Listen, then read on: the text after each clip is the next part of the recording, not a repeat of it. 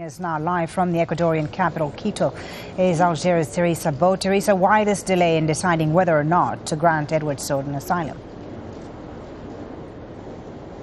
Well, there's lots of expectation here about if and when Snowden will ever make it here to the Ecuadorian capital, Quito. Until a few days ago, it seemed that Ecuador would grant political asylum to Snowden almost immediately. But now it's obviously going to take more time. The foreign minister, Ricardo Patiño, said that it took the Ecuadorian government at least 2 months to decide what to do with Julian Assange. So now they're also saying that it could take weeks or even months to decide what will happen to Edward Snowden. He also asked the United States to submit in writing its requests about Snowden. He said that until now the United States had only approached Ecuador verbally. A government official here is also saying and denied some announcements made by WikiLeaks that they had provided Edward Snowden with Ecuadorian documents to actually travel from Hong Kong to Russia. Rafael Correa, the president here, said that it could take several weeks and that Ecuador would analyze very, very carefully the current situation, and that seems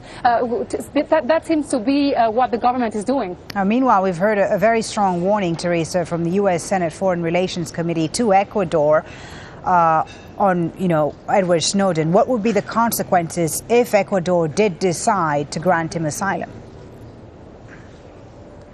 Well, there's a lot at stake for Ecuador in confronting the United States. The United States is Ecuador's biggest trading partner. Almost 50% of Ecuador's exports are made by the United States. It's about $9 billion a year. Also, the Ecuadorian currency, for example, is the U.S. dollar.